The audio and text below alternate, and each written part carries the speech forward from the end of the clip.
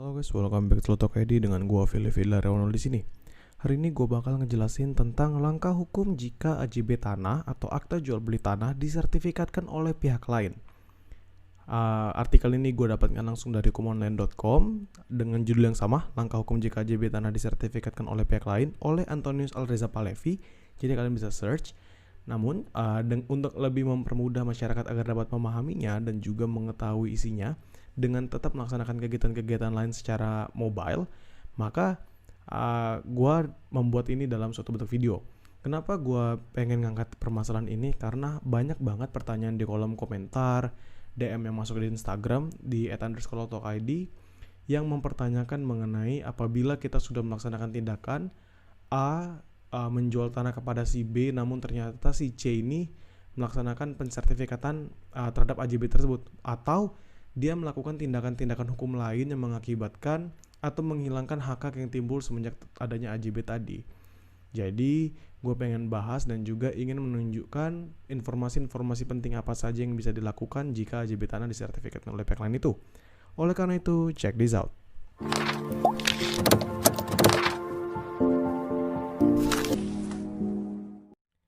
Jadi sebagaimana dinyatakan dalam pasal 1 angka 20 PP 24 tahun 97 tentang pendaftaran tanah, sertifikat tanah adalah surat tanda bukti hak atas tanah, hak pengelolaan, tanah wakaf, hak milik atas satuan rumah susun, dan hak tanggungan yang masing-masing sudah dibukukan dalam buku tanah yang bersangkutan. Selain itu, di dalam pasal 19 ayat 2 huruf C UUPA atau Undang-Undang Pokok Agraria mengatakan bahwa penerbitan surat-surat tanda bukti hak atas pendaftaran tanah merupakan alat pembuktian yang kuat. Maksud dari surat-surat tanda bukti hak atas pendaftaran tanah itu yang tadi gue sebutin ya, yaitu tentang sertifikat tanah. Sehingga dengan tidak adanya sertifikat tanah atas nama orang tersebut menyebabkan kurang sempurnanya bukti kepemilikan orang tersebut atas tanah yang dimilikinya. Nah, akta jual beli yang tadi sudah gue tekankan, kembali lagi ini menjadi pokok penting ya, bahwa AJB yang dimiliki sebagai dasar atas kepemilikan tanah masih belum sempurna sebagai dasar kepemilikan tanah dikarenakan belum dilakukannya balik nama pada sertifikat tanah.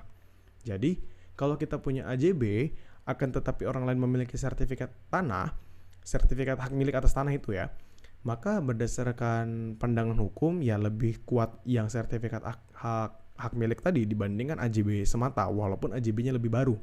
Tapi case by case ya, ini case by case. Ada juga yang memang lebih menekankan kepada AJB dikarenakan AJB-nya juga didukung oleh bukti-bukti yang kuat.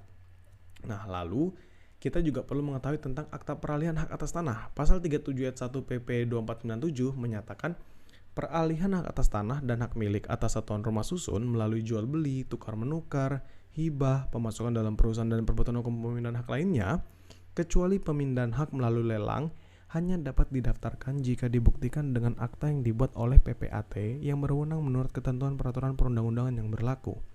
Akta jual beli tersebut juga harus patuh pada syarat sahnya suatu perjanjian yang harus memenuhi ketentuan pasal 1320 Kitab Undang-Undang Hukum Perdata yang menyatakan bahwa supaya terjadi perjanjian sah perlu dipenuhi 4 syarat. Jadi syarat sahnya perjanjian itu ada 4. Pertama adalah kesepakatan para pihak. Lalu ada kecakapan para pihak sebagai syarat subjektif, berarti kesepakatan dan kecakapan ini syarat subjektif. Selanjutnya adalah suatu hal tertentu dan suatu kausa yang halal sebagai syarat objektif. Syarat objektif ini jika tidak terpenuhi maka dapat dibatalkan. Syarat objektif jika tidak terpenuhi maka batal demi hukum.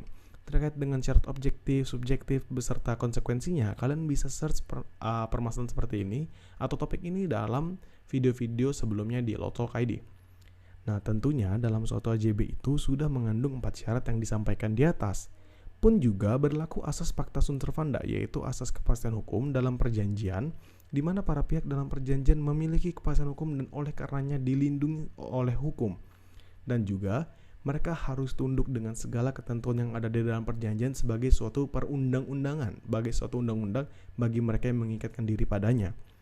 Maka apabila terjadi sengketa dalam pelaksanaan perjanjian, hakim bisa dalam keputusannya itu memaksa agar pihak yang melanggar itu melaksanakan kewajibannya sesuai dengan perjanjian. Sekadar memiliki AJB saja belum sepenuhnya menguatkan status kita sebagai pemilik sebuah tanah. Oleh sebab itu, setelah memiliki AJB, pemilik tanah biasanya akan meningkatkan statusnya menjadi sertifikat hak milik. Nah, hak milik adalah jenis kepemilikan rumah atau tanah yang mempunyai kekuatan hukum terkuat terpenuh dan sifatnya turun-temurun serta dapat dialihkan, baik itu melalui penjualan, dijual beli, dihibahkan atau diwariskan. SHM adalah sertifikat atas kepemilikan penuh hak atas lahan dan atau tanah yang dimiliki sang pemegang sertifikat. Nah, patut juga dipahami bahwa AJB yang sudah terbit antara penjual dengan pembeli, misalnya dengan A dan si B tadi, adalah sah dan mengikat, sehingga proses balik nama sertifikat yang dilakukan oleh orang lain, semisalnya ada proses balik nama sertifikat oleh si C terhadap objek yang dijadikan di dalam AJB antara A dan B itu bisa terjadi cacat hukum.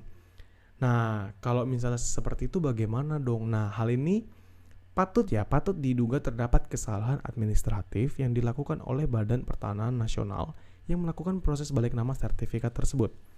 Objek sengketa tata usaha negara adalah sertifikat tadi. Jadi sertifikat tadi itu bisa dianggap sebagai objek sengketa. Dikarenakan apa? Dikarenakan kan kalau misalnya kita ingin mengajukan kepada PT UN, Pengadilan Tata Usaha Negara itu, objek gugatannya itu adalah keputusan tata usaha negara. Sertifikat hak atas tanah diterbitkan oleh BPN dan BPN merupakan badan atau pejabat tata usaha negara. Sehingga jika ada sengketa terhadap sertifikat hak atas tanah, yang berhak memeriksa dan mengadili adalah PT UN sebagai yang memiliki kompetensi atau kewenangan absolut. Namun, sebelum masuk ke pengadilan sebenarnya tuh ada loh upaya yang bisa ditempuh ya untuk pembatalan penetapan hak atas tanah tersebut. Jika seseorang merasa dalam penerbitan sertifikat tanah ada cacat hukum administratif sebagaimana disebutkan dalam Peraturan Menteri Negara Agraria /Kepala Badan Pertanahan Nasional Nomor 9 Tahun 99 tentang tata cara pemberian dan pembatalan hak atas tanah negara dan hak pengelolaan. Dalam pasal 106 ayat 1 jungto pasal 119 dikatakan bahwa keputusan pembatalan hak atas tanah karena cacat hukum administratif dalam penerbitannya dapat dilakukan karena permohonan yang berkepentingan atau oleh pejabat yang berwenang tanpa permohonan. Pembatalan hak atas tanah yang dilakukan oleh pejabat yang berwenang dilaksanakan. Jadi, siapa saja yang merasa dirugikan, garis bawahin itu, siapa saja yang merasa dirugikan dengan adanya penerbitan sertifikat hak atas tanah dan dia menganggap penerbitan tersebut cacat hukum administratif, maka dapat mengajukan pembatalan penetapan hak atas tanah tersebut. Dalam pasal 107 Permen Agraria /BPN 999 disebutkan bahwa cacat hukum administratif mencakup kesalahan prosedur, kesalahan penerapan peraturan perundang-undangan, kesalahan subjek hak, kesalahan objek hak, kesalahan jenis hak, kesalahan perhitungan luas, terdapat tumpang tindih hak atas tanah, data yuridis atau data-data fisik tidak benar, atau kesalahan lainnya yang bersifat administratif. Nah, dalam hal ini kita bisa menyatakan bahwa permasalahan ini adalah ada pihak lain yang melaksanakan penyertifikatan terhadap objek dalam AJB tadi.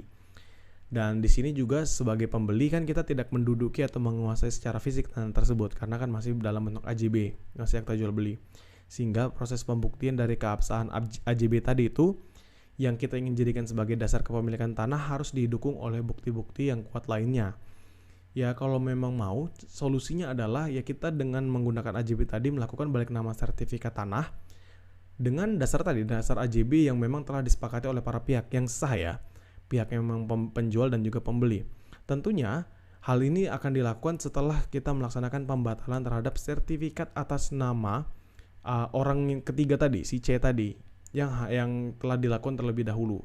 Jadi kita akan sampaikan bahwa itu terdapat cacat administratif, bahwa itu itu melanggar beberapa ketentuan, misalnya itu ada kesalahan prosedur, atau misalnya itu kesalahan objek hak, atau apapun itu bisa dibawa.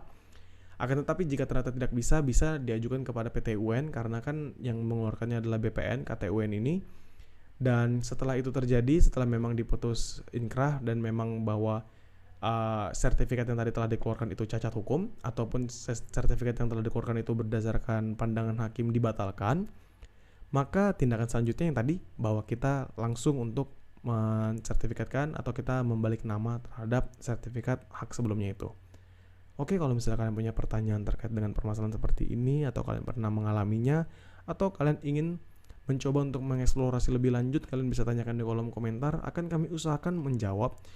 Mohon maaf juga jika tidak ada beberapa pertanyaan yang sulit untuk dijawab atau ada beberapa pertanyaan yang mungkin terlewat untuk dijawab karena banyak sekali pertanyaan yang masuk, pertanyaan yang hampir mirip, pertanyaan yang memang Sebenarnya sudah dijawab di dalam video yang mungkin entah tidak dipahami atau mungkin hanya di skip saja. Jadi coba untuk dipahami terlebih dahulu isi dari videonya, dan nanti bisa ditanyakan, bisa didiskusikan baik melalui kolom komentar, atau apabila itu cukup private akan diselesaikan melalui DM Instagram di @_lotol.